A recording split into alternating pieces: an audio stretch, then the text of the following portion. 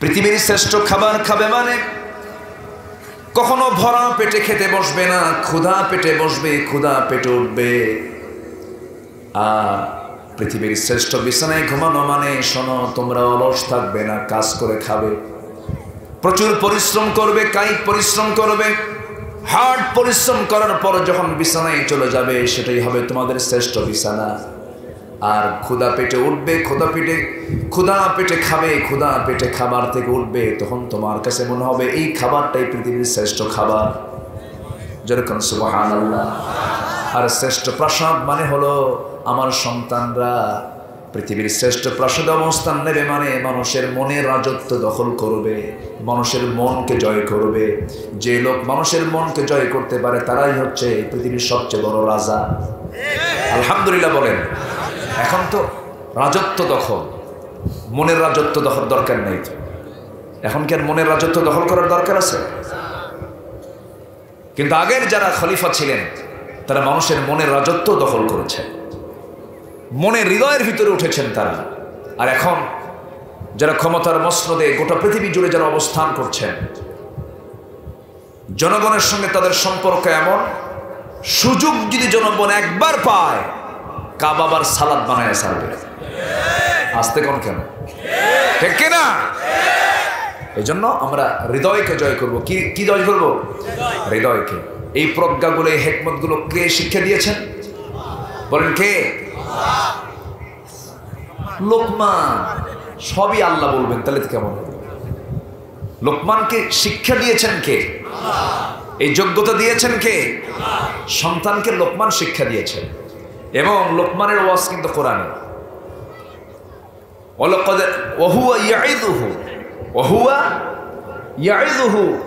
আমি মানে আল্লাহ বলছেন লোকমান তার ওয়াজ করতেছে তার সন্তানদের মাঝে। তাহলে ওয়াজটা কি আল্লাহর না লোকমানের? লোকমান। লোকমান যখন তার সন্তানকে ওয়াজ করছেন, তাহলে লোকমানের ওয়াজ কোন কিতাবে আছে?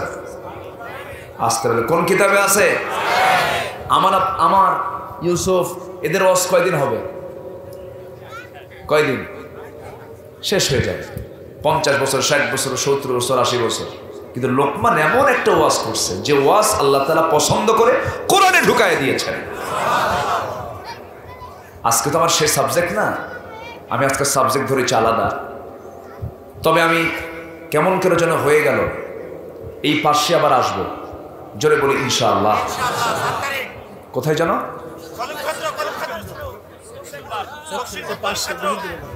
আচ্ছা, কাছাকাছি 4-5 কিলোমিটার হবে মনে হয়।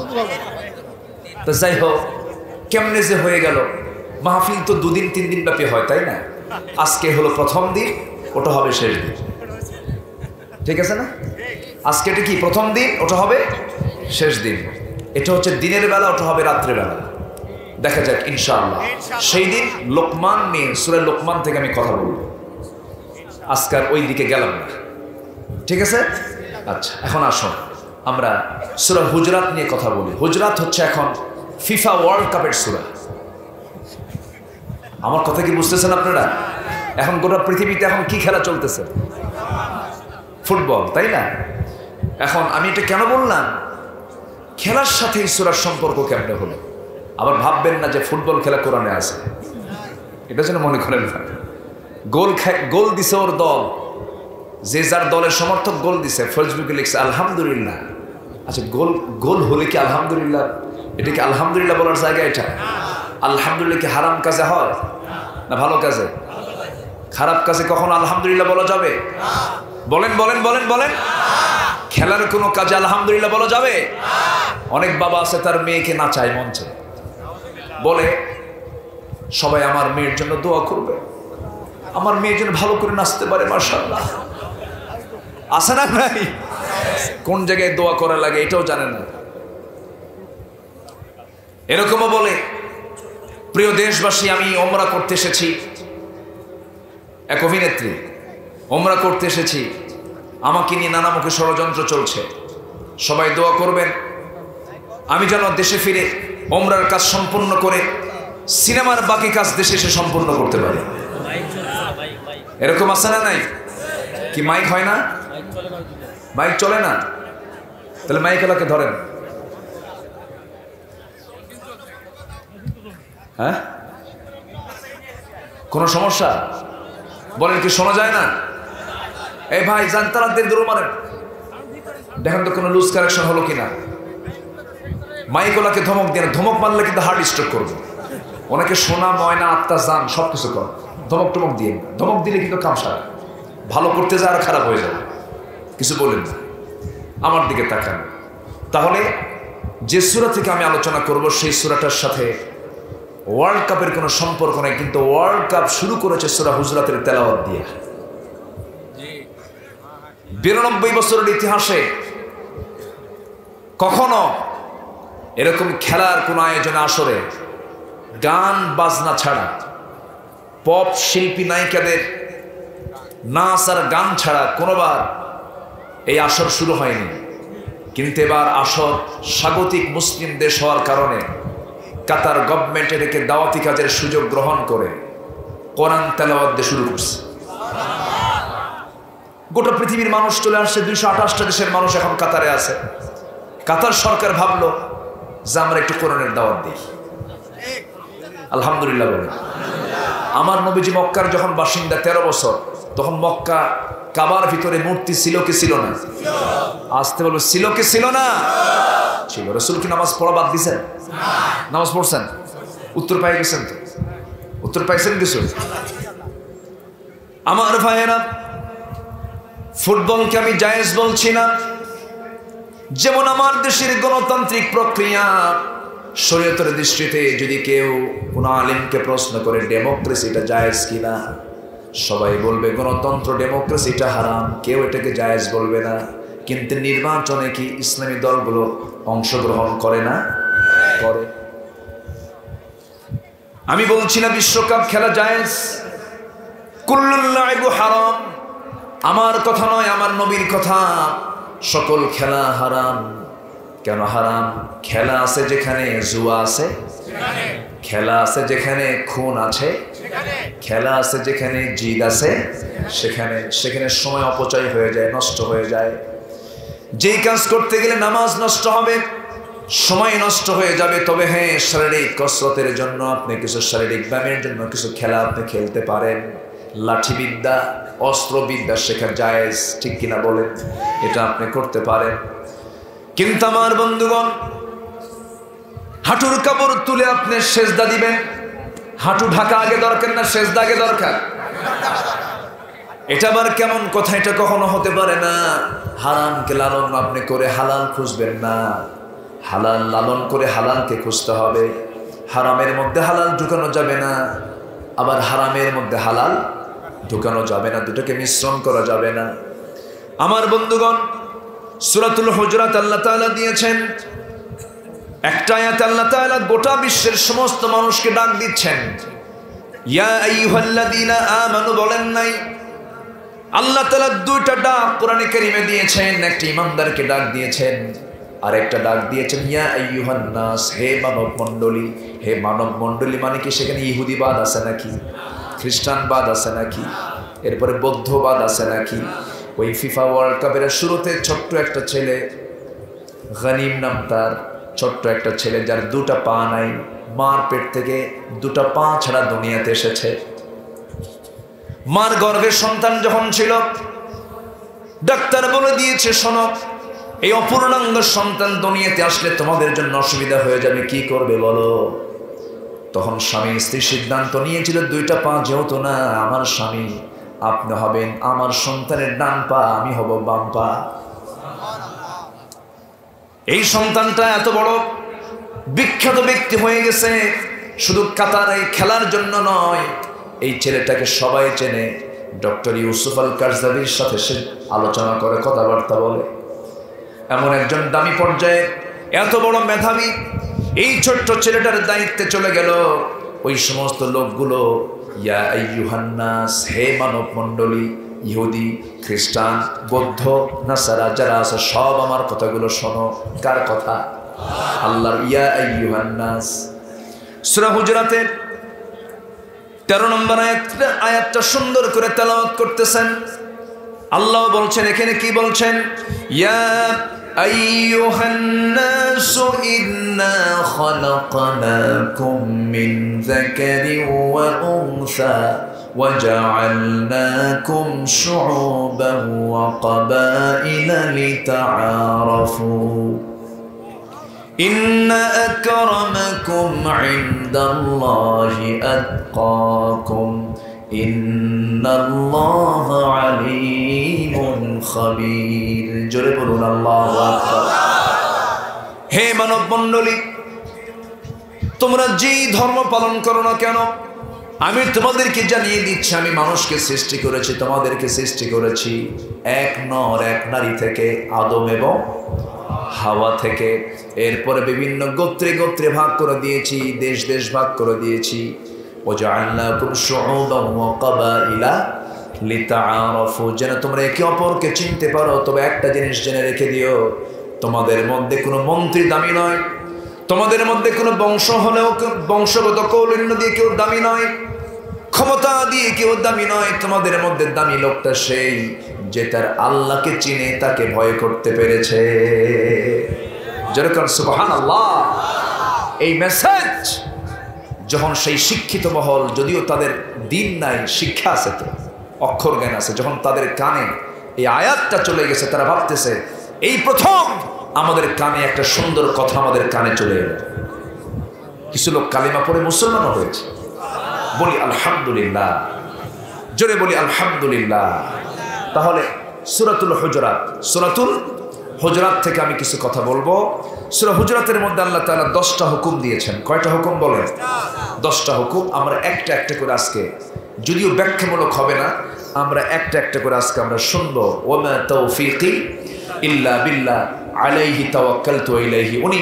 এবং এর মাঝেও আমি শুনেছি আজকের মাহফিলে মাদের উপস্থিতিও নাকি কোনো অংশে কম না। আসছে নাকি মায়া? জায়গা হচ্ছে না। আচ্ছা, মারা যদি একটু সামনে চেপে চেপে বসেন, আরেক মার বসার জায়গা করে দেন। এবং মা যারা এসেছেন, কথা বলা যাবে না। মাদের মধ্যে কথার পরিমাণ কম না বেশি? একটু বেশি বলে, তার কথা বেশি বলে না। যদি খালি বেগুন কিনতে ভুল করেন, পচা বেগুন কেনেন, এটার ওয়াজ হবে 2 ঘন্টা। মেয়েরা একটু ওয়াজ বেশি করে, তার একটু কথা একটু বেশি বলে। গবেষণা এসেছে পুরুষ মানুষ সারাদিন কথা বলে হলো 2000 শব্দ, আর মেয়েরা বলে হলো 5000 শব্দ। কয় হাজার বেশি হলো? 3000। এটা মাথায় রাখবেন, রাগ করা যাবে না। ওরা বলে যে বেশি কথাই তারা একটু বলতে চায়। আল্লাহ তাআলা এইভাবেই তাদেরকে বানিয়েছেন। আর এই কথা বেশি বলা মানুষ যদি দায়িত্ব পায়, তাহলে এখন কি হতে পারে বুঝতেছেন? আচ্ছা, আমার দিকে তাকান, একটু কান লাগান। কোন সূরা বলেন? হুজুরাত মানে কি? আবাসস্থল। হুজুরাত মানে হলো ঘর। এখানে ঘরকে বোঝানো হয়েছে অন্য কারো ঘর না, আমার নবীর ঘর। এবং বিশ্ব নবীর ঘর কিন্তু এখন আর ঘর নাই, ঘরটা হয়ে গেছে এখন মাকবারা, কবর। কি হয়েছে? কবর। রাউদাতুম মিন রিয়াদিল জান্নাহ। তো আমার নবীজি ঘরের মধ্যে আছেন, বাহির থেকে ডাক দেয়। নবীজির কানে এটা লাগে, আমাকে এরকম করে ডাক দেয় ঘন ঘন। একটু তার কাছে একটু মানে একটু বিরক্ত বিরক্ত মনে হচ্ছিল। নবীর কাছে যদি একটু বিরক্ত লাগে, আল্লাহকে সহ্য করতে পারেন না। আল্লাহ তাআলা এটাকে ইঙ্গিত করে বললেন, যারা আপনাকে ডাকে, অপ্রয়োজনীয় ডাকে, আপনি হুজরাতের মধ্যে আছেন, ঘরের মধ্যে আছেন, আকসারুহুম লা ইয়াকুলুন, অধিকাংশের মধ্যেই আকলটা নেই, বোঝে না তারা। রাসূলকে আল্লাহ তাআলা সান্ত্বনা দিয়ে দিলেন।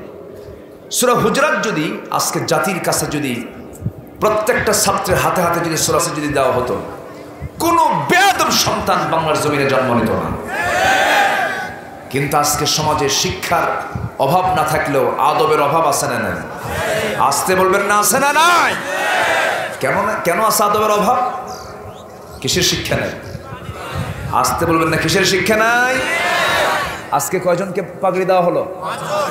5 জন। এই 5 জন যে পাগড়ি পেল, এটা তাদের অনেক বড় পুরস্কার, অনেক বড় পুরস্কার, এতে কোনো সন্দেহ নাই। কিন্তু আমি আমার মতো করে যদি বলতে চাই, এই মুহূর্তে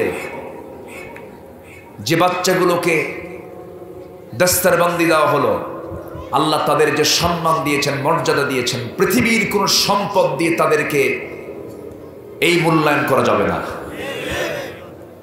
এত সম্মান, এত মর্যাদা আল্লাহ তাআলা এই হাফেজদের দিয়েছেন। হাফেজদের মর্যাদা কি, হাফেজদের সম্মানটা কি? আমার আল্লাহ তাআলা একটা ছোট্ট ছেলে দিয়েছেন, ও বলছে মনে হয় 15 পারা মনে হয় মুখস্থ করছে। আচ্ছা, আমাকে বলতেছে আব্বু কোরআন তো মুখস্থ করি, কিন্তু এইদিকে পড়ি আবার ওইদিকে ভুলে যাই। এই বলে না হাফেজরা কই 10 দিন না পড়লে 10 দিন মনে হয় সাদা পাতা, মনে হয় কি সাদা পাতা। এত সস্তা না কিন্তু কোরআন মুখস্থ, এত সস্তা না। আমার নবী কোরআন তেলাওয়াত করছেন নামাজের মধ্যে, আমার নবীজি আয়াত বাদ পড়ে গেছে। আয়াত বাদ পড়ে না, আসতে বলে বাদ পড়ে না। তারাবি নামাজে হাফেজরা লোকমা খায় না। যে হাফেজ লোকমা খায় না ওটা সন্দেহ বেশি। কি আমার কথা কি বুঝতেছে? লোকমা খাওয়া ভালো। আমার ভাইয়েরা, আমার নবীজি নামাজ পড়াচ্ছেন, কিন্তু নবীকে লোকমা দেবে কে? নবীকে লোকমা দেওয়ার মতো ক্ষমতা পৃথিবীর কারো নাই। নামাজ যখন শেষ হয়ে গেছে, নামাজ শেষ হওয়ার সঙ্গে সঙ্গে একজন সাহাবী বলছেন, হুজুর কিছু আয়াত বাদ পড়ে গেছে নামাজের মধ্যে, এগুলো কি মানসুখ হলো নাকি, রহিত হয়ে গেল নাকি? আমার নবীজি মুস্কি মুস্কি হাসি মেরে বলছেন, উবাই ইবনে কাব শোনো, আমার তো তেলাওয়াত আমি তো নিজেই ভুলে যাওয়ার কারণে বাদ পড়ে গেছে, আয়াতগুলো মানসুখ হয় না, আমি ভুলে গেছি। আমার নবীজি যার উপরে কোরআন নাজিল হয়, সেই নবীজি তেলাওয়াতের মধ্যে যদি আয়াত তার ভুলে যাবার কারণে যদি বাদ পড়ে যায়, সেই কোরআন কি সহজ কোনো বিষয় নাকি? বলেন, সহজ কোনো বিষয় নয়। কিন্তু আল্লাহ তাআলা পরক্ষণে জানিয়ে দিলেন, সানুকরিউকা ফালা তানসা ইল্লা মা শাআল্লাহ। হে রাসূল, আপনি কোনো চিন্তা করবেন না, আমি আপনাকে পড়িয়ে দেব, আপনি আর ভুলবেন না। জোরে কোন সুবহানাল্লাহ। রহমত দরকার কার? আমার নবীর কাছে আয়াত নাযিল হয়, নবীজি বারবার জিহ্বা নড়ান, মুখস্থ করার চেষ্টা করেন, কিন্তু আল্লাহ তাআলা সঙ্গে সঙ্গে বলছেন, লা তুহাররিক বিহি লিসানাকা লিতাআজালা বিহি। হে রাসূল, আপনি মুখস্থ করার জন্য বারবার আপনি জিহ্বা নড়াবেন না, আপনি বারবার অস্থির হয়ে যাবেন না, আমি আল্লাহ নিজে আপনার সিনার মধ্যে গোটা কোরআনটা জমা করে দেব। অতএব হাফেজদের সিনায় 30 পারা কোরআন তারা জমা করে নাই, কে জমা করে দিয়েছেন? কোরআন সিকিউরিটির দায়িত্ব কার? কোরআনের সংরক্ষক কে? আর সেই সংরক্ষণের একটা মাধ্যম হচ্ছে হাফেজরা। আমার কথা কি বোঝা যায়? অতএব হাফেজ হচ্ছে জগতের শ্রেষ্ঠ সন্তান। সালেহ আহমদ তাকরিম, আবু রাহাত, জাকারিয়া, আদেল সহ এই পর্যন্ত যে সমস্ত হাফেজরা গোটা পৃথিবীর হাফেজকে হারিয়ে দিয়েছে, উচিত ছিল সবচেয়ে বড় পুরস্কার তাদেরকে পুরস্কৃত করা। ক্রিকেটের জন্য যে খরচ করা হয়, ফুটবলের পেছনে যে খরচ করা হয়, ব্যাডমিন্টনের পেছনে যে খরচ করা হয়, হাফেজদের পেছনে কি সেই খরচ করা হয়? আদা সিদ্ধ ডাল খায় হাফেজ হয়। কি সিদ্ধ? আদা সিদ্ধ। আর লাউ আর কদু, লাউ আর কদু। সেই ছোট্ট হাফেজরা গোটা পৃথিবীর হাফেজকে হারাইয়া দেয়, পুরস্কার ছিনিয়ে আনে, লাল সবুজের পতাকা নিয়ে দেশে ফিরে হাফেজদের শ্রেষ্ঠত্ব অর্জন করে চলে আসে। গভর্নমেন্ট এবার নতুন উদ্যোগ নিয়ে হাফেজ সালেহ আহমেদ তাকরিমকে রাষ্ট্রীয় সম্বর্ধনা দিয়েছে, ধন্যবাদ দিচ্ছি গভর্নমেন্টকে। কিন্তু কেন পুরস্কার দেওয়া হলো, সম্বর্ধনা কেন দেওয়া হলো? এই জন্য নাস্তিক পাড়ার কিছু নাস্তিকরা ওদের গায়ে চুলকানি শুরু হয়ে গেছে। এটা কোনো যোগ্যতা হলো? তোর 14 গোষ্ঠী নিয়ে আয়। ওদের কাছে কোরআন তেলাওয়াত সহ্য হয় না, ওদের কাছে ওয়াজ মাহফিল সহ্য হয় না। বলতেছে ওয়াজ মাহফিল নাকি বেশি শুরু হয়ে গেছে, দেশের যাত্রাপালা বন্ধ হয়ে যাচ্ছে। ওদের খুব আফসোস, ওদের গায়ে জ্বালা পড়া শুরু হয়েছে। সম্মানিত ভাইয়েরা, যাদের কাছে নারায়ে তাকবীরের স্লোগানটা প্রিয় মনে হয় না, নারায়ে তাকবীর নাকি জঙ্গিবাদের স্লোগান। নারায়ে তাকবীর কি নির্দিষ্ট কোনো দলের স্লোগান? নারায়ে তাকবীরের স্লোগান হলো মুসলমানের স্লোগান। নারে তাকবীরের স্লোগান হলো আল্লাহর নবীর স্লোগান। নারে তাকবীরের স্লোগান হলো বদর, উহুদ, খন্দক, মুতার যুদ্ধের স্লোগান। অতএব এই স্লোগানকে নিয়ে যারা কথা বলে, এই স্লোগানকে নিয়ে যারা বিতর্ক করে, তাদের ঈমান বিতর্কিত, জন্ম বিতর্কিত, চিন্তা বিতর্কিত মুসলমান। সম্মানিত ভাইয়েরা, এই স্লোগান আমার জন্মের স্লোগান, এই স্লোগান আমার নামাজের স্লোগান, ঠিক কিনা? যখন আমি আজান দিই কি দিয়ে শুরু করি? আরো জোরে। যখন নামাজে দাঁড়াই তখন কি দিয়ে শুরু করি? আচ্ছা, যখন কোনো গরু জবাই করা দরকার তখন আমরা কি বলি? আচ্ছা, তাহলে জবাই করতে আল্লাহু আকবার, জন্মে আল্লাহু আকবার, আজানে আল্লাহু আকবার, নামাজে আল্লাহু আকবার, মরার পরে যখন সোজা হব, আমরা তো আগে সোজা হই না, মরার পরে সোজা হই। মরার পরে যখন সোজা হয়ে যাব তখনও শুরু হবে কি দিয়া? আরো জোরে। অতএব এই আল্লাহু আকবারকে নিয়ে যারা ষড়যন্ত্র করে, এই নারে তাকবীরের স্লোগানকে যারা জঙ্গিবাদের স্লোগান বলে আখ্যা দিতে চায়, নির্দিষ্ট দলের স্লোগান বলে যারা আখ্যা দিতে চায়, ওদের জানাজা না দিয়া কুত্তা বিলাইয়ের মতো বিদায় করা দরকার। কষ্ট পাচ্ছেন নাকি আপনারা? আলোচনা চালাই, জোরে বলি ইনশাআল্লাহ। কি নাম এলাকার? বিরামপুর না? বিরাম মানে কি?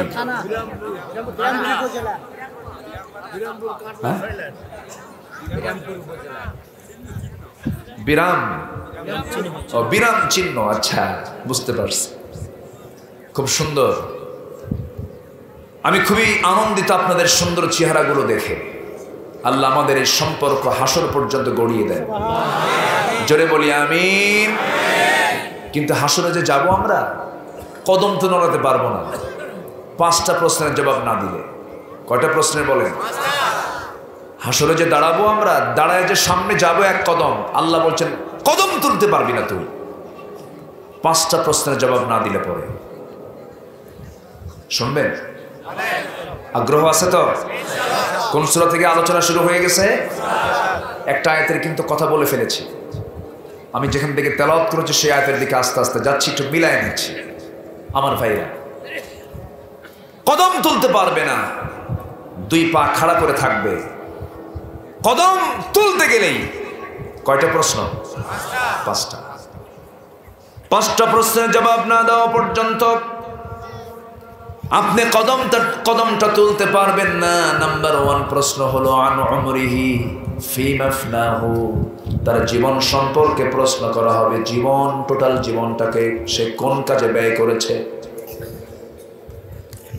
আমার বন্ধুগণ, এই যে আপনারা মাহফিলে বসে আছেন, এই সময়টা আমার আপনার জন্য নষ্ট হচ্ছে না, উপকার হচ্ছে। কিন্তু আমরা যখন খেলার ময়দানে বসে যাব তখন নষ্ট হবে না, উপকার হবে। এইভাবে আমরা যদি একটু চিন্তা ফিকির করে চলি, তাহলে আমাদের ভালো কাজের পরিমাণ বেশি না নষ্ট কাজের পরিমাণ বেশি? হিসাবগুলো করতে হবে আমাকে আপনাকে। সময়টাকে নষ্ট করা যাবে না, সময়টাকে কখনো বেখিয়ালে নষ্ট করার কোনো সুযোগ নাই। আমি আপনি এসেছি দুনিয়াতে ক্ষণিক সময় নিয়ে, আমাকে আপনাকে চলে যেতে হবে একদিন। আমার ভাইয়েরা, 1 নম্বর প্রশ্ন হবে তার জীবন নিয়ে। প্রাপ্তবয়স্ক যৌবন থেকে শুরু করে নিয়ে মৃত্যুর দিন পর্যন্ত সে কি করেছে, সকল প্রশ্নের জবাব না দেওয়া পর্যন্ত বান্দা এক কদমের সামনে তুলতে পারবে না। নাম্বার 2 হলো ওয়ান শাবাবিহি ফিমা বালাহ, তার যৌবন সম্পর্কে স্পেশালি প্রশ্ন করা হবে। কারণ যৌবনটা দিয়েছেন কে? আসতে বলবেন না কে? যৌবন একটা নিয়ামত। যৌবন একটা কি? নিয়ামত। এই যৌবন আল্লাহ তাআলা দান করেছেন। এই যৌবন কারণ তুমি কোন কাজে ব্যয় করেছো যুবক। এখানে যুবকদের জন্য স্পেশাল কথা। আজকের মাহফিলে আজকে লক্ষ্য করছি বুড়া মানুষের চাইতে যুবক মানুষ আজকের মাহফিলে বেশি। তোমার যৌবনকে নষ্ট করা যাবে না। তোমার সামনে আলে আসবে, তোমার সামনে নার্গিস আসবে, তোমার সামনে সুন্দরী সুন্দরী মেয়ে তোমার সামনে দাঁড়িয়ে যাবে। আখেরি জামানায় মেয়েদের অত্যাচারে পুরুষরা গাছের আগায় উঠবে। আমি কি ভুল বলতেছি নাকি ভাই? এই সিচুয়েশন এখন আছে না? নাই, মারাত্মক সিরিয়াস অবস্থা। এখন সরাসরি মেয়ে পুরুষকে প্রস্তাব দিচ্ছে, কোনো সম্পর্ক নাই, বাপ মার সঙ্গে কোনো কথা না। চলছে দুইটা ক্লাস চলে, একটা হলো ইন কোর্স আর একটা হচ্ছে আউট কোর্স। প্রত্যেকটা কলেজে দুইটা করে কোর্স, একটা ইন কোর্স হয়, একটা আউট কোর্স হয়। ইন কোর্স হলো ক্লাসের ভিতরের ক্লাস, রুমের মধ্যে ক্লাস, আরেকটা হচ্ছে ক্লাসের বাইরে ক্যাম্পাসের সামনে গাছের জোড়ায় জোড়ায়, গাছের গোড়ায় গোড়ায় বসে বসে ক্লাস করা। এটা কি এই ক্লাস কি ছোটখাটো ক্লাস? এই ক্লাসও চলছে হরদম। আবার এখন ইদানিং বিভিন্ন জায়গায় কিছু কিছু হোটেল চালু হয়েছে, হোটেল আছে না, কুড়ি ঘরের সিস্টেম করে গ্রামের নিরিবিলি পরিবেশে ছোট্ট ছোট্ট টেবিল চেয়ার দিয়ে পর্দার পরিবেশ সহকারে, কি সহকারে, পর্দার পরিবেশ সহকারে, শুধু একটা ছেলে একটা মেয়ে থাকবে, কেউ দেখবে না, সুন্দর করে তারা এরকম আকাম কুকাম গুলো করতে পারবে। এর জন্য হোটেল বানাইছো যারা, বেশ্যাখানা বানাইছো তোমরা, ঠিক কিনা? তোমার সমস্ত ইনকাম তোমার হারাম হয়ে যাচ্ছে। জেনা কাকে বলে? আল্লাহ কি জেনা করতে বলেছেন না জেনার নিকটে যেতে মানা করেছেন?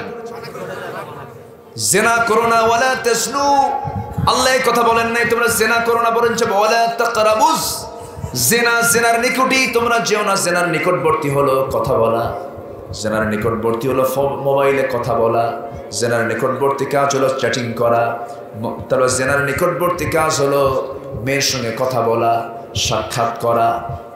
আপনি দেখবেন চোখের জেনা, শুনবেন কানের জেনা, চিন্তা করবেন নফসের জেনা, পা দিয়ে চলবেন পায়ের জেনা।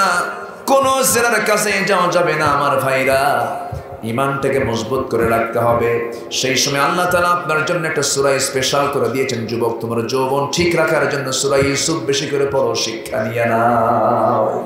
কোন সূরা? এই যে এর নাম কি? ইউসুফ। চেহারা তো সুন্দর মাশাআল্লাহ, বলি আলহামদুলিল্লাহ। আমার গায়েতে পিছনে কয়েকশোটা গোশত আছে, খালি হাড় হাড্ডি দিয়ে ভরা।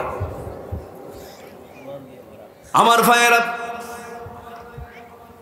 চেহারার সৌন্দর্য বড় একটা পরীক্ষা।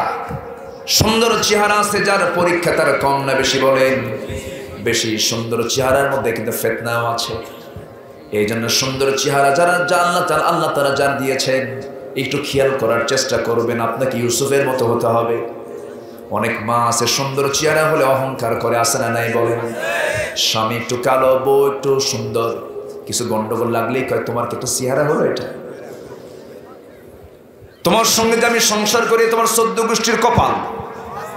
এরকম খোসা মারা মহিলা আছে না নাই? আমার মা, এই সমস্ত কথাগুলো কখনো বলবেন না, কারণ চেহারার সৌন্দর্য দিয়েছেন কে? মুহূর্তের মধ্যে শেষ করতে পারেন কে? কিচ্ছু না। সামান্য একটা আপনার গায়ের চামড়ার নিচে শুধু একটা সামান্য একটা গ্ল্যান্ড দিয়ে দিবেন, সামান্য একটা টিউমার দিয়ে দিবেন, সামান্য মোটর দানার মতো একটা টিউমার দিয়ে সেখানে একটা ক্যান্সারের কোষ ঢুকায় দিবেন, আপনি শেষ। আপনার কি দাম আছে?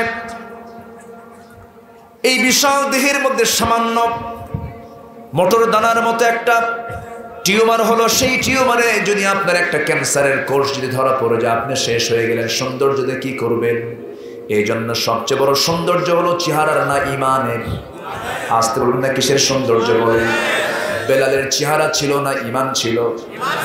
বলেন কি ছিল? ইমান ছিল। আমার ভাইয়েরা, পৃথিবীতে 3 জন কালো ব্যক্তি ছিলেন। এই 3 জন কালো ব্যক্তি যদিও দেখতে কালো ছিলেন, কিন্তু আল্লাহর কাছে খুব দামি ছিলেন। তারা কয়জন কালো বলেন? 3 জন কালো। এর মধ্যে সবাই একজনের নাম জানেন, তিনি হচ্ছেন বেলাল। তিনি কে বলেন? বেলাল।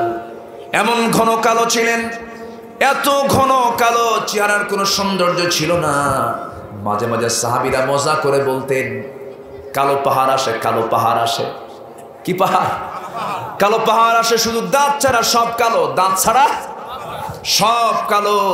এই কালো পাহাড় যখন বলেছেন, আমার নবীজি একদিন শুনতে পেয়ে বলছেন, ও আমার সাহাবীরা, আমার বেলালকে তোমরা কালো বলো না, কারণ আমার বেলালের রক্তের মধ্য দিয়ে আল্লাহর জমিনে দিন কায়েমের পরিবেশ হয়েছে। আমার বেলাল ইসলামের জন্য যে ত্যাগ স্বীকার করেছে, এমন ত্যাগ স্বীকার পৃথিবীর কেউ করতে পারে না। সবার আগে মার খেয়েছেন কে বলেন? বেলালটা মার খেয়েছে। যদিও তিরা আরবের মানুষ ছিলেন না, বাপটাও কালো, ছেলেটাও কালো, বাবু গোলাম, ছেলেও গোলাম, বিক্রি হয়ে গেছে মক্কার ধনী লোকের কাছে। সেই সময় দাস হিসেবে মানুষ বিক্রি হয়ে যেত, বিক্রি হয়ে গেছেন বেলাল। আহারে, নবীর কাছে দাওয়াত পেয়েছেন, কি ভাগ্য! দূরের মানুষ, নাইজেরিয়া থেকে আসছে, আফ্রিকার মানুষ, মক্কায় চলে আসছে, রাসূলকে পেয়ে গেছে, কালিমা পড়ে মুসলমান হয়ে গেছে। সাইয়্যিদিনা বেলাল ইসলাম যখন কবুল করলেন, ইসলাম কবুল করার সঙ্গে সঙ্গে আবু জেহেলদের কানে চলে গেছে। আবু জেহেল তার মনিব উমাইয়াকে ডাক দিয়ে বলছে, বেলাল, ও উমাইয়া, তুমি কি জানো ওই কালো বেলাল নাকি ইসলাম কবুল করছে, মুহাম্মাদের দলে যোগ দিছে? দেখি ব্যবস্থা নিচ্ছি। সঙ্গে সঙ্গে চলে আসছে, এসে বলছে, বেলাল, শুনলাম কি জানো, তুমি নাকি ইসলাম কবুল করেছো। সঙ্গে সঙ্গে বেলাল মুস্কি হাসি মেরে বলছে, আমার মুনিব, আমি আপনাকে ভালোবাসি, আমি আপনার বাড়ির দাস, আমিও আপনাকে দাওয়াত দিচ্ছি, আমার রব আল্লাহ, আপনার রব আল্লাহ। জোরকার সুবহানাল্লাহ। কুল হুয়াল্লাহু আহাদ। তখন এই সূরাটা নাজিল হয়ে গেছে, কুল হুয়াল্লাহু আহাদ। উমাইয়া খেপে গিয়ে রেগে গিয়ে বলছে, বেলাল, তুই আমারে কিসের দাওয়াত দিস? না না, ছেড়ে দে। বেলাল বলছেন, আমার মুরব্বী, আমার মুনিব, আমি আপনাকে করজোরে মিনতি জানাই, জাহান্নামের আগুন থেকে আপনাকে বাঁচতে হবে, আপনি কালিমা পড়েন। সঙ্গে সঙ্গে মাইয়া বলছে, শোন, এই দিন গ্রহণের পরিণতি তোর মৃত্যু হতে পারে। বেলাল বলছেন, মৃত্যুর জন্য তো প্রস্তুতি নিয়েছে যেদিন আমি ইসলাম কবুল করে নিয়েছি। সঙ্গে সঙ্গে অত্যাচার শুরু হয়ে গেল, মারতে মারতে রক্তাক্ত করে ফেলে দিয়া জীবজন্তুর মতো ব্যবহার করা শুরু করলো। গলার ভিতরে পশুর দড়ি ঢুকায় দিয়া টেনে হেঁচড়ে বাড়ি থেকে বের করে নিয়া তপ্ত বালুতে শুয়ে রাখলো। মরু অঞ্চলে তপ্ত বালুতে শুয়ে রেখে বুকের উপরে পাথর চাপা দিয়া বারবার বলা হচ্ছে, বেলাল, পানি দেব না, তোকে মেরেই ফেলবো, আজকে তুই ইসলাম ছাড়বি কিনা বল। বেলাল বলছেন, আমার উপর অত্যাচার যত বাড়বে আমার ঈমান তত মজবুত হয়ে যাবে। সাইয়্যিদিনা বেলালের শেষ অবস্থা কি হলো? শুধু মুখ থেকে সূরা ইখলাস পড়ছেন, কুল হুয়াল্লাহু আহাদ আহাদ আহাদ আহাদ, বারবার করে বলছেন। উমাইয়ার ধাক্কা লাগে, রাগ বেড়ে যায়। উমাইয়া করলো কি, চট করে সে রাগটাকে নিয়ন্ত্রণ করতে না পেরে বুকের উপরে বসে গেছে, মুখের মধ্যে বাম হাত ঢুকায় দিয়া টান মেরে জিহ্বা বের করে জিহ্বার মধ্যে বাবলা গাছের কাঁটা ঢুকায়া দিয়েছে, ফিনকি দিয়ে রক্ত বের হয়ে গেছে। বলা হচ্ছে, বেলাল, তোর জিহ্বা অচল করে দিলাম, তুই আল্লাহর জিকির করবি কেমনে? বেলাল তবু আস্তে করে নখটা উঁচু করে ইশারা দিয়ে বলতেছে, তোমরা আমার জিহ্বা অচল করে দিলে কি হবে? আমার আল্লাহর নামটা আমি আমার দিলের মধ্যে আমি অঙ্কন করে নিয়েছি। লোকটা ছিলেন কালো, ইমানটা ছিল সাদা। লোকটা ছিলেন কালো, ইমানটা ছিল ভালো। এমন সুন্দর মানুষ বেলাল, আল্লাহ তাআলা তাকে এমন মর্যাদা দান করেছেন। পৃথিবীর প্রথম মুয়াজ্জিন কে বলেন? আসতে বলবেন না, কে? রাসূলকে তিনি খুব ভালোবাসতেন। আরে, রাসূল যেদিন মারা যান সেই দিনের চিত্র ছিল ভিন্ন রকম। বিশেষ করে ওমরের মতো মানুষ খেপে গেলেন, রেগে গেলেন, নিজেকে নিয়ন্ত্রণ করতে পারলেন না, তরবারি উন্মুক্ত করে বলছেন, যে বলবে রাসূল মারা গেছে আমি তার কাল্লা কেটে ফেলবো। রাসূল মারা যেতে পারেন না, এইরকম করে তিনি দিক বিদিক পাগলের মতো উন্মাদ হয়ে গেছেন। এইদিকে বেলালকে যখন বলা হলো, বেলাল, রাসূল তো মারা গেছেন, বেলালও কাঁদতে কাঁদতে অস্থির হয়ে গেছে। সাইয়েদনা আবু বকর 3 দিন পর আমার নবীজির যখন সমাহিত হয়ে গেলেন, রাসূলকে যখন কবরস্থ করা হলো, খেলাফতের দায়িত্ব সাইয়েদনা আবু বকর পেলেন। আবু বকর খেলাফত পরই বলছেন, বেলাল, আজান তো 3 দিন তুমি দিলা না, রাসূল থাকতে তো তুমি আজান ঠিকই দিয়েছো, আমি তো নামাজের দায়িত্ব পেয়েছি, তুমি আজানটা দেওয়া শুরু করে দাও। বেলাল বলছেন, তুমি ইমাম, আমি আজান দেব না, রাসূল যদি ইমাম থাকতেন আমি আজান দিতাম। যেহেতু আমি রাসূলের মুয়াজ্জিন ছিলাম, আমি তো রাসূলের মুয়াজ্জিন নাই, রাসূল ইন্তেকাল করেছেন। আমি যখন আজান দিতাম, আমার আবু বকর ভাই, আমার রাসূল করতেন কি তুমি তো জানো, আমি যখন আজান দিয়েছি রাসূল আমার সামনে এসে বসতেন, আমার সামনে দাঁড়াতেন, আমি বলতাম আশহাদু আন্না মুহাম্মাদার রাসূলুল্লাহ। আমি রাসূলকে দেখে দেখে আজান দিয়েছি সারা জীবন। আর আজকে আমি যদি আজান দিতে গিয়ে রসুলকে না দেখতে পাই, আমি বিশ্বাস করি আমার মনে হয় বুক ফেটে আমি বেলাল মারা যাব। অতএব আমি এই দুনিয়াতে রসুল শূন্য দুনিয়ার এই মসজিদে বেলাল আর কোনোদিন আজান দেবে না। আল্লাহু আকবার বলেন। মানুষটা ছিলেন কালো, ইমানটা ছিল ভরা। এই জন্য সৌন্দর্য দিয়ে কি করবেন? আমার মা, সৌন্দর্য দিয়ে কোনো লাভ হবে না। একজন কালো সাহাবী আর একজন কালো সাহাবীর কথা মনে হয়ে গেল। সেই কালো সাহাবী সাদ আল আসওয়াদ আস-সুলাইমি রাদিয়াল্লাহু তাআলা আনহু, কালো একজন মানুষ নবীর কাছে এসে বলছেন, হুজুর আমি কালো মানুষ, আমারে কেউ বিয়ের প্রস্তাব দেয় না, আমি কালো, আমার কি বিয়ে হবে না, আমার কি যৌবনের ইচ্ছা হয় না। যুবকরা বিয়ে করার আগ্রহ থাকার দরকার আছে না নাই? কারণ জেনাকে ঠেকার জন্য কিসের দরকার? বলেন কিসের দরকার? বিয়ের দরকার। জেনা সমাজে যত বিয়ে চালু হয়ে যাবে জেনা তত বন্ধ হয়ে যাবে। সেই সাহাবী মুখ ফুটে বলে ফেললেন, ইয়া রাসূলুল্লাহ আমি তো বিয়ে করতে চাই। রাসূল বলেন, বিয়ে করবা করো, হুজুর আমার সঙ্গে কেউ তার মেয়েকে বিয়ে দেয় না, কেন? আমি কালো। রাসূল বলছেন, এটা কে বলেছে? তোমার বিয়েটা নসিবে হয় নাই, আমি তোমার বিয়ের দায়িত্ব নিচ্ছি, তোমার বিয়ে আমি করাই দেব। সুবহানাল্লাহ। রাসূল যদি দায়িত্ব নেন, সেই লোকটা কত বড় ভাগ্যবান। আমার নবীজি বর্ণগত প্রথা দূরীভূত করেছেন, বর্ণবাদী বৈষম্য দূর করেছেন, কালো ধলার ব্যবধান দূর করেছেন। ইন্না আকরামাকুম ইনদাল্লাহি আতকাকুম, তোমাদের মধ্যে সেই লোকটা সবচেয়ে উত্তম যে আল্লাহকে বেশি ভয় করে।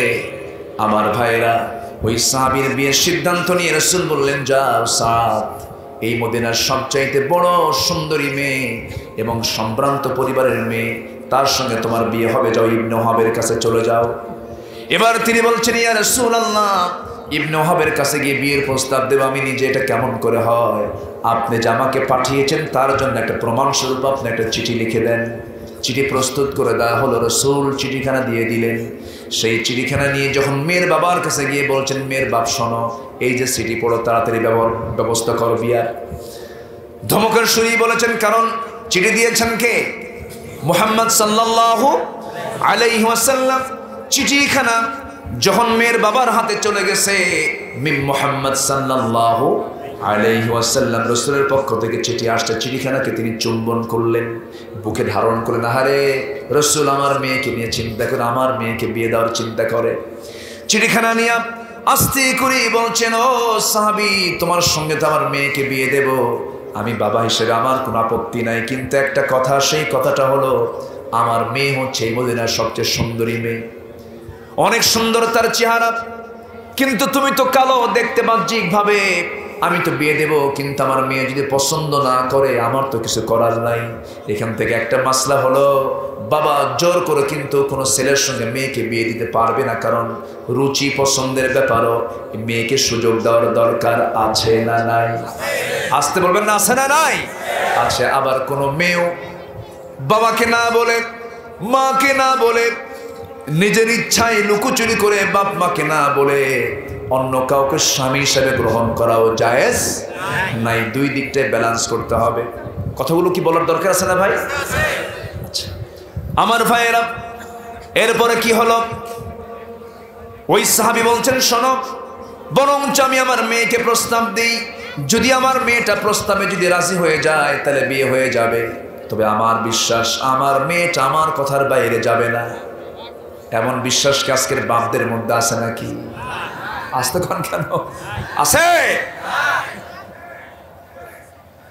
সেই বিশ্বাসটা হারিয়ে গেছে আজ।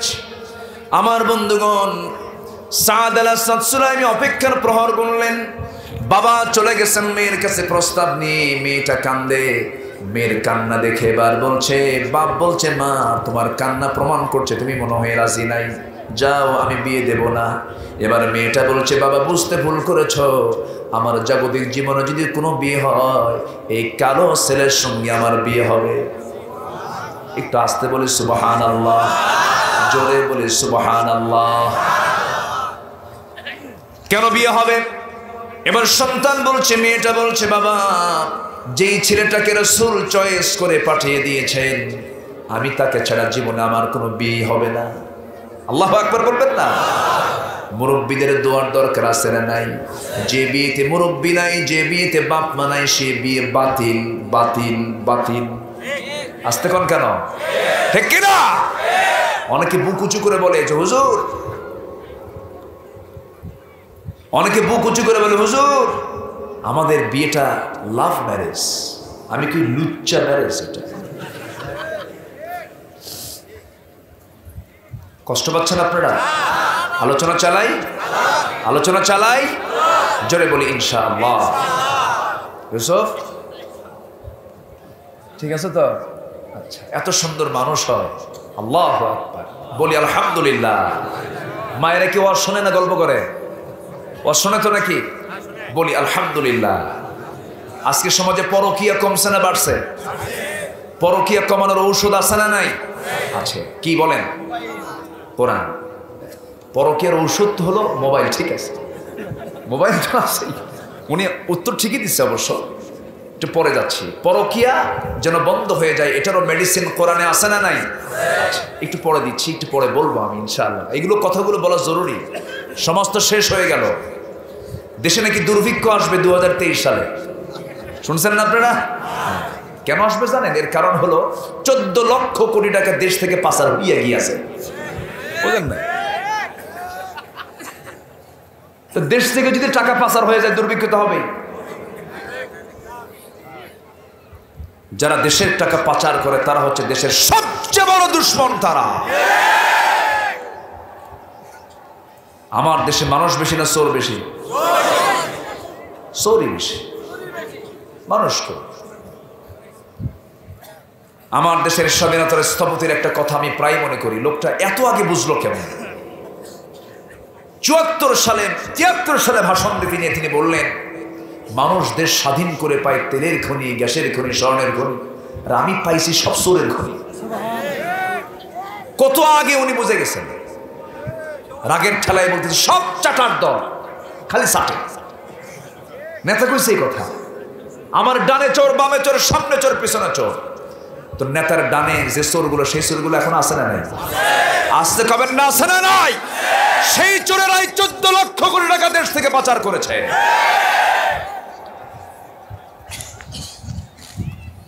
সম্মানিত ভাইয়েরা, দুর্ভিক্ষ হবে না, দুর্ভিক্ষ হবে না। উম্মতে মুহাম্মাদের কোনো দুর্ভিক্ষ হবে না। জোরে বলি ইনশাআল্লাহ, জোরে বলি ইনশাআল্লাহ। রাসূলুল্লাহর দোয়া আছে না নাই? রাসূলের দোয়া আছে না নাই? এই মাইকে তো ডাবল কয় কেন? 4 বার যদি কয় তাহলে তো মহা মুশকিল। আমি কই একবার হয়ে যায় 4 বার।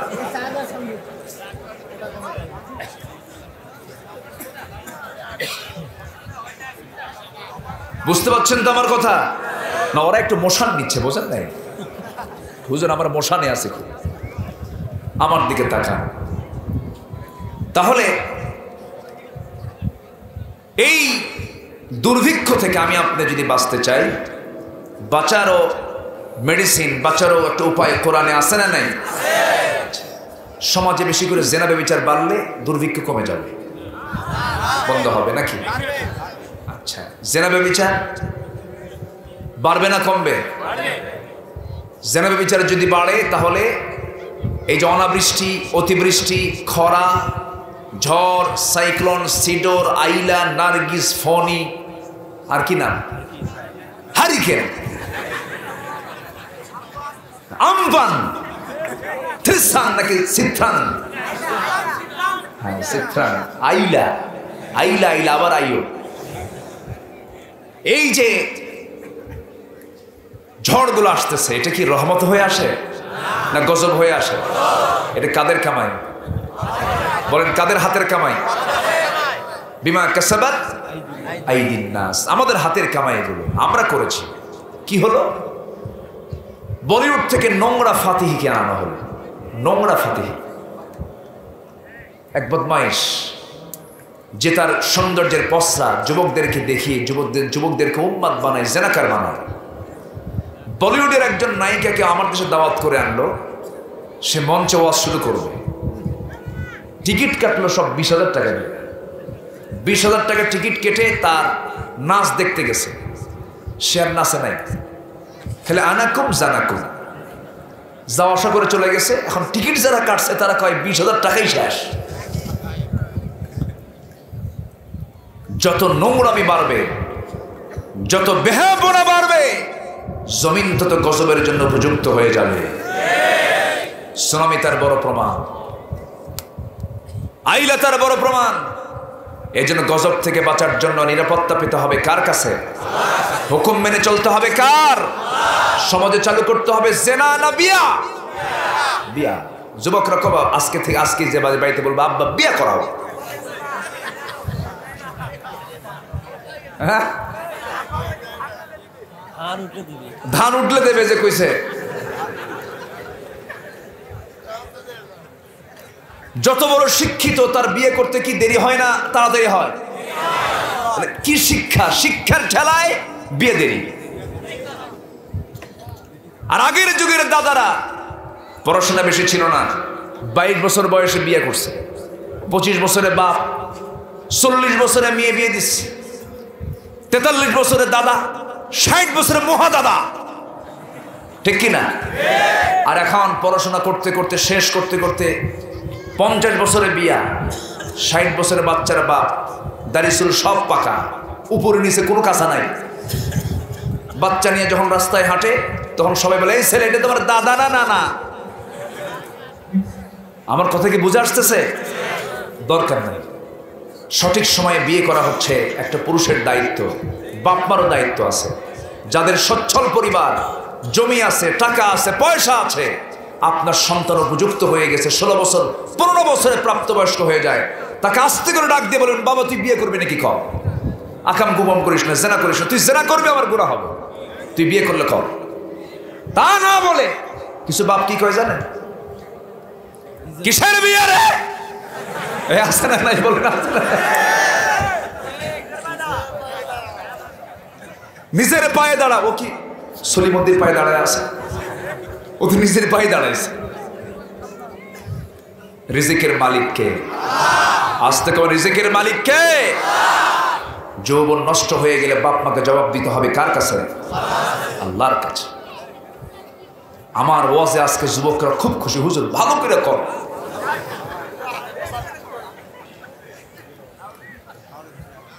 আমার ভাইয়েরা, বিয়ে পাগল সাহাবী, কালো সাহাবী, নাম হলো সাদ আল আসওয়াদ আস-সুলাইমি। তিনি বলছেন হুজুর বিয়ে তো আমার করতেই হবে। রাসূল পাঠায়া দিলেন। ওই সুন্দরী মেয়েটা এসে যখন বাপকে বলছে বাবা আমি রাজি আছি, মেয়ের বাপ বলছে সে ও সাদ তোমার জন্য আমার মেয়ে প্রস্তুত আছে, বিয়ে হয়ে যাবে। খুব খুশি।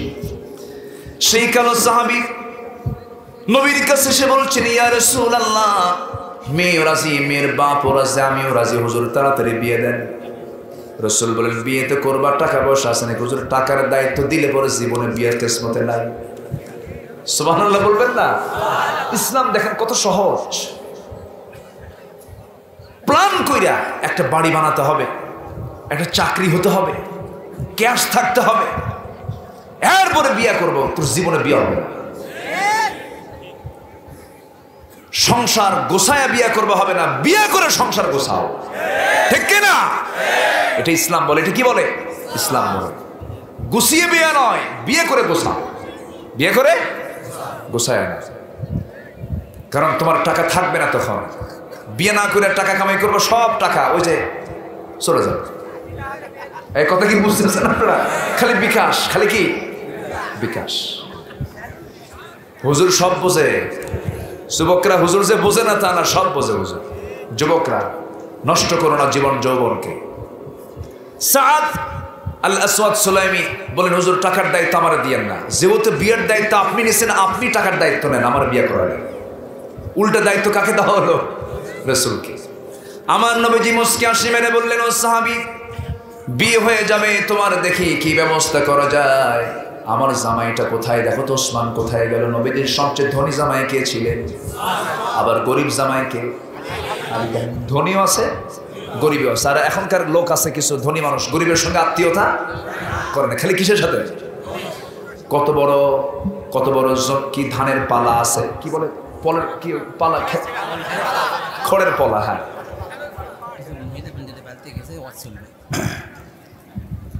কত বিঘা জমি আছে, কত লক্ষ টাকা ক্যাশ আছে, ছেলে কি করে, দুনিয়ার বায়োডাটা নিয়ে এর পরে বিয়ে দিতে চায়, কিন্তু ওই বায়োডাটা দেখে না। ইন্না আক্রামাকুম ইনদাল্লাহি আতকাকুম। আমার নবীজি ধনীর সঙ্গে বিয়ে দিয়েছেন, গরিবের সঙ্গে বিয়ে দিয়েছেন। এত গরিব যার বাড়ি নাই, টাকা নাই, পয়সা নাই, টাকা শূন্য, পয়সা শূন্য, একজনকে রাসূল পছন্দ করলেন। ধনী ধনী সাহাবী বিয়ের প্রস্তাব দেয়, নবী কারো প্রস্তাবকে মানলেন না। রাসূল বললেন আমার কাঙ্ক্ষিত ব্যক্তি এখন আসে নাই, সবার প্রস্তাব দেওয়া শেষ। এবার সবাই বলছো ওরে আলী, সবার প্রস্তাব তো রাসূল ডিনাই করেছেন, তুমি যাও। আমি কেমনে বলবো, আমার তো ঘরই নাই, নবীর মেয়ে আমি কোন ঘরে তুলবো? তাও আমার নবীর সবচেয়ে আদরের দুলালি, সবচেয়ে ছোট্ট মেয়ে ফাতিমা। রাসূলের কাছে আলী গিয়ে আস্তে আস্তে করে বসে গেলেন। রাসূল বললেন আলী, তুমি আমার সামনে বসেছ, তুমি কিছু বলবা নাকি? হুজুর কি যে কব ভুলে গেছি। তুমি কি আমার মেয়েকে বিয়ে করবা নাকি? হুজুর দিলে করা যায়। সুবহানাল্লাহ। রাসূল বলেন অবশ্যই দেব তোমার সঙ্গে বিয়ে। কিছু টাকা পয়সা তোমার আছে নাকি? হুজুর টাকা পয়সা পাবেন কই, আমার তো ঘরই নাই। কি আছে তোমার কাছে? হুজুর যা সব আমার কাছেই আছে। কি? এই যে তরবারি, এই যে ঢাল, আর কিচ্ছু নাই, কোনো ব্যাংক ব্যালেন্স নাই। রাসূল বললেন ঢাল ছাড়াও যুদ্ধ করা যাবে, কিন্তু তরবারি লাগবে, তরবারিটা রাখো, যাও ঢাল বিক্রি করে আনো। ঢাল বেচার ওই কয়েকটা টাকাই হবে আমার মেয়ে ফাতিমার বিয়ের মহরানা। আজকের বিয়ের মহরানা কত? 20,20,350 টাকা মহরানা ধার্য করিয়া, তন্মধ্যে নাকফুল বাবদ 350 টাকা নগদ দিয়া, বাকি টাকা ফাঁকি দিয়া কিয়ামতের দিন তুলে নিয়া। আছে না নাই? সব জায়গায় ফাঁকিবাজি। এই ফাঁকিবাজি ইসলামে নাই। যা দেব বাকি না নগদ, বউ নগদ, মহরনাও। কি কথা কি বোঝা গেল? আমার ভাইয়েরা ইসলাম এটা দিয়েছে। আমার নবীজি প্রস্তাব যখন দিয়ে দিলেন, সাইয়েদনা আলী ঢাল বেচার জন্য বাজারে গেছেন। বিক্রেতা হলো ওসমান। ওসমান বলছেন আলী, তোমার মতো লোক ঢাল বেচার জন্য বাজারে কেন? বিয়ে ঠিক হয়েছে কার সাথে? আপনার স্বামীর সাথে। ওসমান জানেন না। ঠিক আছে, আমাকে ঢালটা দিয়ে দাও, তোমাকে টাকা দিয়ে দিলাম। টাকা দিয়ে ঢালটা হাতের মধ্যে নেওয়ার পর কয়েক কদম সামনে আলী চলে গেছেন। পিছন থেকে ওসমান মুস্কি হাসি মেরে বলছেন আলী, ও আলী এদিকে আসো, তাআলহিনা আমার দিকে আসো।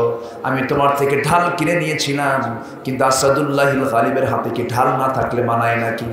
ঢালটা তোমাকে আগেই বিয়ের আগে গিফট করলাম। ঢালটা নিয়ে চলে গেছেন নবীর কাছে। রাসূল বলছেন আলী, ঢাল তো বিক্রি হলো না মনে হয়। হুজুর ঢাল তো বেঁচে ফেলছে, ঢাল তো তোমার হাতে বেঁচে ফেলছে, আবার উপহারও পাইছে কে? ওসমান। লোক আর খুঁজে পাও নাই। তুমি আমার জামাইয়ের কাছে বিক্রি করতে গেছো, আমি জামাইয়ের সঙ্গে পরামর্শই করতে পারলাম না। আমার বড় জামাই, দুইটা মেয়ের জামাই ছিলেন ওসমান, এজন্য তাকে জিন্নুল আইন বলা হয়। দুইটা মেয়ে রাসূল তাকে দিয়েছেন, দুইটা মেয়ে মারা গেছে। রাসূল বলেছেন সেই সময় আমার যদি আরেকটা মেয়ে থাকতো, আরেকটা মেয়েকে আমি আমার ওসমানকে দিতাম। রাসূল ওসমানকে খুব ভালোবাসতেন। ওসমান ধনী, দুনিয়ার কোনো ধনীর মতো ধনী ছিলেন না। দুনিয়ার কোনো ধনী এমন কথা বলতে পারবে না যে আল্লাহ তুমি আমার সম্পদ কমাইয়া দিও, আমার সম্পদ যেন কমে যায়। কেউ কে কথা বলে নাকি? কিন্তু ওসমান একদিন আমার নবীর কাছে এসে বলছেন, ইয়া রাসূলুল্লাহ, আপনার কাছে একটু করজোরে মিনতি জানাই, আপনি আমার জন্য আল্লাহর কাছে দোয়া করবেন, আল্লাহ যেন আমার সম্পদটা কমায় দেয়। রাসূল বলেন, তুমি উল্টা দোয়া চাও কেন? সবাই তো সম্পদের জন্য দোয়া চায়। রাসূল বলছেন, ঠিক আছে, আমি তোমাকে তোমার কিছু আমল নিয়ে প্রশ্ন করব। কি আমল বলে? ওরে ওসমান, তুমি যখন কোনো খাবার খেতে বসো, ধরো তুমি কোনো আরোহী অবস্থায় উটের পিঠে বসেছো, ঘোড়ার পিঠে বসেছো খাইতে, সেই সময় তুমি কেমন করে খাও? তিনি বলছেন, আমি যখন উটের পিঠে দাঁড়ানো অবস্থায় যখন খাইতে নেই, সেই সময় আমার হাত থেকে হঠাৎ করে একটা দানাও যদি মাটিতে পড়ে যায়, সঙ্গে সঙ্গে আমি উটটা নামায় ফেলি, নিচে নেমে ওই একটা ছোট্ট দানা তুলে পানি দিয়ে ধুয়ে এরপরে তাও খাই। রাসূল বলছেন, তুমি যে আমলগুলো করো, তোমার সম্পদ তো কোনোদিন কমবে না, বরং আরো ডাবল ডাবল ডাবল হবে। সুবহানাল্লাহ। তো সম্পদ হওয়ার দরকার আছে না নাই? আছে। কথায় কথা বেড়ে যায়, কয় কালো বলেন? আসতে বলবেন না, কয় কালো? এক কালো বলেছি বেলাল, আরেক কালো হচ্ছেন বিয়ের প্রার্থী সাদ আল-আসওয়াদ সুলাইমি রাদিয়াল্লাহু তাআলা আনহু।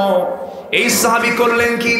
এই সাহাবী নবীর কাছে গেলেন, রাসূল বললেন ঠিক আছে আমি দেখছি, ওসমান তুমি 200 দিরহাম দাও, নুরমান তুমি 200 দিরহাম দাও, 400 দিরহাম হাতের মধ্যে নিয়ে রাসূল বলছেন যাও সাদ বিয়ের বাজার করে আনো, আগামীকালকে তোমার বিয়ে হয়ে যাবে। বিয়ের জন্য যখন তাকে পাঠিয়ে দেওয়া হলো বাজার করার জন্য, বাজার করতে যাওয়ার সময় একজন মুজাহিদ বলছেন, ও সাদ বিয়ে করতে যাচ্ছ তো তুমি কি জানো জিহাদের কিন্তু ডাক চলে এসেছে, গাজওয়ে এর ডাক চলে এসেছে, কি করবা বলো? সঙ্গে সঙ্গে মাথা নিচু করে ভাবলেন বিয়ের সুযোগ বারবার জীবনে আসবে, কিন্তু জিহাদের যে ডাক আমার কানে এসেছে, জীবনে তো এই জিহাদের ডাক আমার কানে আর নাও আসতে পারে, অতএব বিয়ের বাজার বন্ধ, যুদ্ধে যাওয়া শুরু। সুবহানাল্লাহ। ওই টাকা দিয়ে তিনি বিয়ের বাজার না করে ঘোড়া কিনলেন, তরবারি কিনলেন, যুদ্ধে ঝাঁপিয়ে পড়লেন। যুদ্ধ করতে গিয়ে সাদ দুনিয়া থেকে শাহাদত নিয়ে দুনিয়া থেকে বিদায় নিলেন, শহীদ হয়ে গেলেন। শহীদ যখন হয়ে গেছেন, শহীদ হয়ে যাওয়ার সঙ্গে সঙ্গে সাদের মৃত্যুর সংবাদ নবীর কানে যখন চলে গেছে, সাদ নামে আরো সাহাবী ছিলেন, রাসূলকে বলা হলো হুজুর আমাদের সাদ তো মারা গেছে। কোন সাদ বলো তো? হুজুর যে সাদের বিয়ের কথা ছিল গতকালকে।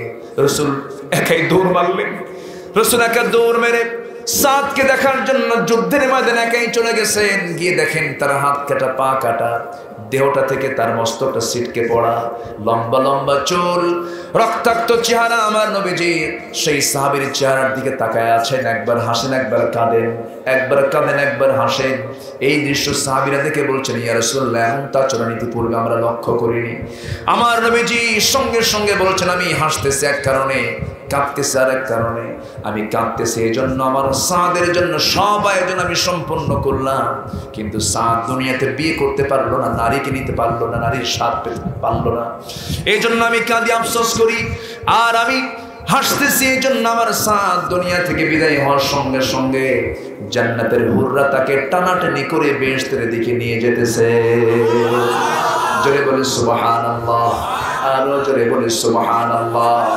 এই জন্য আমার বন্ধুগণ সবার আগে আমরা ইমানের যত্ন নেব। খুশির যত্ন বলে ইমানের যত্ন। বিয়ে করতে হবে, সংসার জীবন করতে হবে, ধান লাগাতে হবে, জমি রোপণ করতে হবে, ব্যবসা করতে হবে, বাণিজ্য করতে হবে, কিন্তু ইমান কি বাদ দিয়ে নাকি? সবার আগে ইমানকে লালন করতে হবে। আল্লাহ রাব্বুল আলামিন সেই জন্য বলছেন বান্দা শোনো, দুনিয়ার কেউ তোমাকে সত্যবাদীর খেতাব দেবে না, আমি তোমাকে সত্যবাদীর খেতাব দিয়ে দেব। তুমি 3টা কাজ করে আমার কাছে আসবে, আমি তোমাকে জান্নাতের চাবি তুলে দেব। জোরে বলি সুবহানাল্লাহ। আল্লাহ তাআলা সুন্দর করে বলছেন ইন্নামাল মুমিনুনা আল্লাযীনা আমানু বিল্লাহি ওয়া রাসূলিহি সুম্মা লাম ইয়ারতাবু ওয়া জাহাদু বিআমওয়ালিহিম ওয়া আনফুসিহিম ফি সাবিলিল্লাহ উলাইকা হুমুস সাদিকুন। জোরে বলুন আল্লাহু আকবার। 3টা কাজ, এর মধ্যে 1 নাম্বার কাজ হলো যারা বিশ্বাস আনবে কার উপরে? আসতে বলবেন না, কার উপরে? নাম্বার 2 হচ্ছে মুহাম্মদ সাল্লাল্লাহু আলাইহি ওয়াসাল্লাম, দুজনের উপরে বিশ্বাস আনতে হবে। আল্লাহকে বিশ্বাস করা মানে আল্লাহর আইন ছাড়া কারো আইন মানা যাবে না। আসতে বলবেন না, মানা যাবে না। বাপ যদি মানতে বলে, নেতা যদি না মানতে বলে, দুনিয়ার কোনো বিশেষ ব্যক্তি যদি মানতে বলে, কারো বিধান মানবো না, বিধান মেনে চলবো কার? আসতে বলবেন না, কার? আল্লাহর বিধান মেনে চলতে হবে। আমার কামাল ভাই কোথায়? ওয়াজকে শেষ করে দেব? তাই? আচ্ছা আসো। আলহামদুলিল্লাহ। আমি কি আলোচনা চালাবো? কারো কোনো আপত্তি নাই তো? জি, জোরে বলি ইনশাআল্লাহ। আরো জোরে বলি ইনশাআল্লাহ।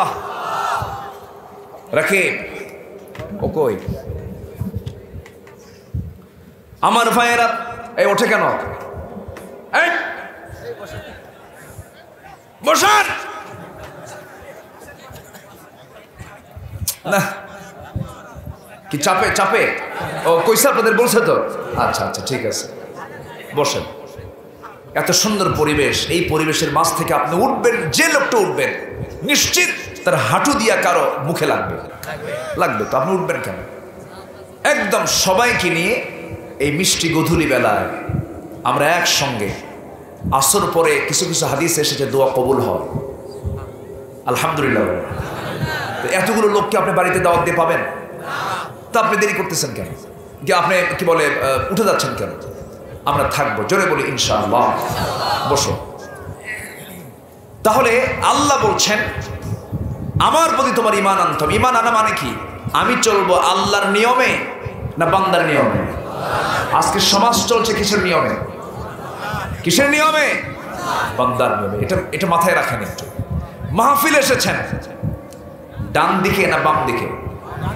হেঁটে হেঁটে আসছেন, যে হেঁটে হেঁটে নয় ডান দিকে আসছেন, কিন্তু গাড়িতে বাম দিকে। ট্রাফিক সিগন্যালের আইন ডান না বাম?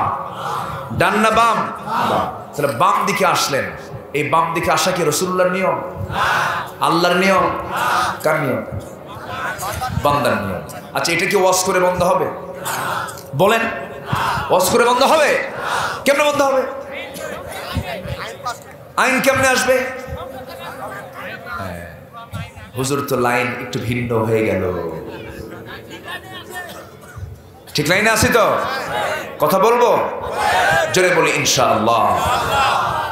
ঈমান আনা মানে হলো বান্দা নিজের কথাই চলবে না, অন্যের কথাই চলবে না, পীরের কথাই চলবে না, চলমান কোন নেতার কথাই চলবে না। বান্দা চলবে হলো আল্লাহ এবং রাসূলের নিয়মে। ঠিক কি না? এটার নাম ঈমান। এটার নাম কি? ঈমান। ইসলাম আপনার পছন্দে চলবে না, ইসলাম আল্লাহর পছন্দে মানতে হবে। সম্মানিত ভাইয়েরা, এই আহ্বান যখন আমার রাসূল দিয়েছেন তখন রাসূলকে গালি খেতে হয়েছে। রাসূল যখন বলেছেন মদ শয়তানের কাজ, জেনা শয়তানের কাজ, সুদ শয়তানের কাজ, এই তিনটা কাজ তো মাশাআল্লাহ আমাদের সমাজে নাই। তাহলে যে কাজ আবু জেহেলের সমাজে থাকে সেই কাজ কি মুসলিম সমাজে থাকতে পারে? আছে কেন? বলেন, আছে কেন?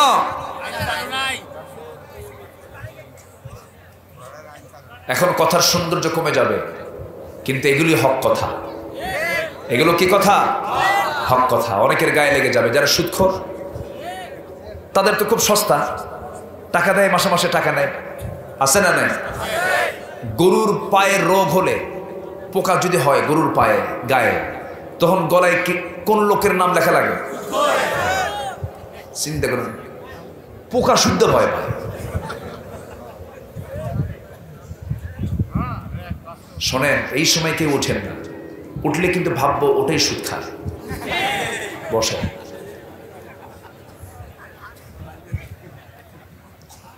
আপনি সুদের সমাজে থাকবেন, আপনি জেনার সমাজে চুপ করে থাকবেন,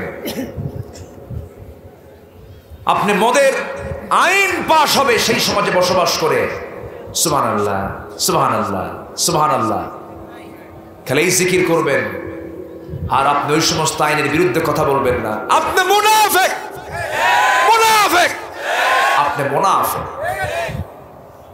অবশ্যই সেই সমস্ত অন্যায়কে দূর করার জন্য কাজ করার দরকার আছে না নাই?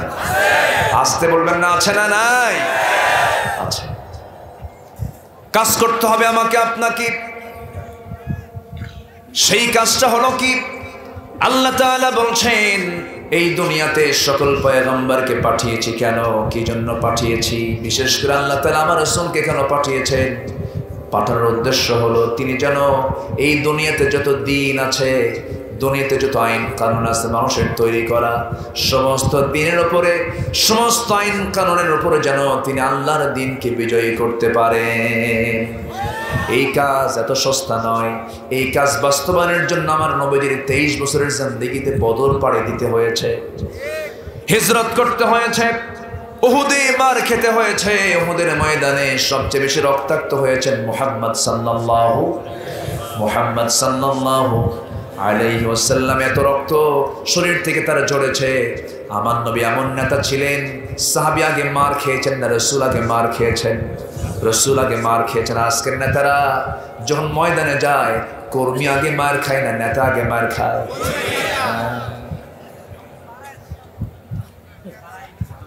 বলে দেয় এসি রুম থেকে, কি রুম থেকে? এসি রুম থেকে বলে দেয় যত রক্ত লাগে দেব, প্রয়োজনে লোক পাঠাবো, মাগার আমি যাব না। ঠিক কিনা? কিন্তু আমার নবীজি বিশ্বের সেরা মানুষ, সেরা মহামানব, সারা জীবন তিনি ইসলামের জন্য সাহাবায়ে কেরামকে নিজে মোকাবেলা করেছেন, বাতিলদের মোকাবেলা করেছেন। সেই মোকাবেলা করতে নিয়ে আমার নবীজি ইস্পাত কঠিন সিদ্ধান্ত নিয়ে দলের মিছিলের পিছনে না আগে, আসতে বলে পিছনে না আগে, ঘোড়ার পিঠে চড়েছেন মুহাম্মদ সাল্লাল্লাহু। যুদ্ধের ময়দানে যুদ্ধ নেতা, নামাজের জায়গায় নামাজের নেতা। আল্লাহু আকবার বলেন।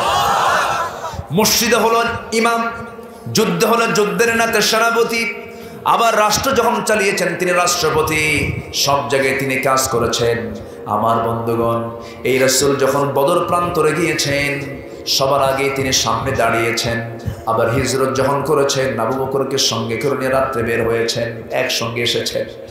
আমার ভাইয়েরা, তায়েফের ময়দানে নবীজি দাওয়াত দিয়ে তিনি মার খেয়েছেন। তায়েফের ময়দানে আল্লাহ তাআলা সবাইকে যাওয়ার তৌফিক দিয়ে দাও। এখানে আমার নুরুন নবী মণ্ডল ভাই, নুরুন নবী মণ্ডল ভাইয়ের একটা কথা মনে পড়ে গেল। তিনি বলছেন, হুজুর তায়েফের ময়দানে গিয়েছিলাম, যখন শুনছি এই জায়গায় রাসূল সবচেয়ে বেশি মার খেয়েছেন, ওই জায়গায় গড়াগড়ি দিয়া কেঁদে কেঁদে আল্লাহর কাছে দোয়া করেছি। আমার ভাইয়েরা, আমার বন্ধুগণ, তায়েফের ময়দানে গেলে পরে বোঝা যায় নবীজি এখানে কেমন করে মার খাইছেন। পা ফেলতেই মনে হয় আহারে নবীজির পবিত্র দেহের পবিত্র রক্ত এই তায়েফে রঞ্জিত হয়েছে। মূল কারণ কিন্তু একটাই, রাসূল বলেছেন সৃষ্টি যার, আইন চলবে তার, জমিনে কার আইন মানবো না, আইন মানবো কার? বিধান মানবো কার? আল্লাহর বিধান মেনে চলবো আমরা। আমার ভাইয়েরা, ঈমান আনা মানে হলো দুনিয়ার কোনো বিধানকে না মেনে নিয়ে কার বিধান মেনে নেওয়া? আল্লাহর বিধান মেনে নেওয়া। নামাজের ভিতরে কোনো ইমাম যদি নামাজ পড়তে নিয়ে যদি সূরা ফাতিহা না পড়ে কুল হু দিয়ে শুরু করে, আপনি কি নামাজ পড়বেন নাকি? বরঞ্চ পিছন থেকে আপনি লোকমা দিয়ে বলবেন, হুজুর তুমি সোজা হও, তোমাকে মানতেছি, তুমি আল্লাহর হুকুম মানো বলে মানি, আল্লাহর হুকুম মানবা না, তোমাকে মানবো মানবো না। কুলহু দিয়ে শুরু করছে ইমাম, কিন্তু কুলহু সারে না, সূরা ফাতিহা বলে না। কুলহু বোঝেন তো? অনেকে সূরা ইখলাস পারে না, কিন্তু কুলহু পারে। আমার ভাইয়েরা, আমার বন্ধুগণ, ইমাম যদি সূরা ফাতিহা দিয়ে না শুরু করে ইখলাস দিয়ে শুরু করে, আপনি মানবেন না। কিন্তু ইমাম সাহেবকে আপনি বারবার লোকমা দিচ্ছেন, তবুও শোনে না, বারবার সে কুলহু দিয়েই পড়ে, কুলহু দিয়েই পড়ে। শেষ পর্যন্ত আপনি কি করবেন? ইবনে হাজার আসকালানী রাহমাতুল্লাহ আলাইহি তিনি বলেছেন, ওই স্বৈরাচারী ইমামের পেছনে যে মুসল্লিটা থাকবে, তার দায়িত্ব হলো তার হাতের সর্বশক্তি নিয়োগ করে তার ঘাড়টা ধরবে, ঘাড়টা মটকা দিয়ে কান ধরে মসজিদ থেকে বের করে দেবে। ঠিক কিনা বলেন?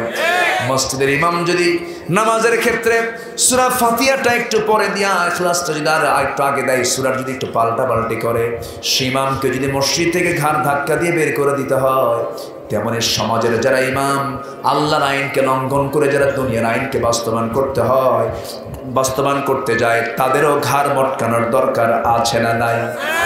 আছে না নাই? রাজি আছেন কারা কারা? হাত উঁচু করে দেখান।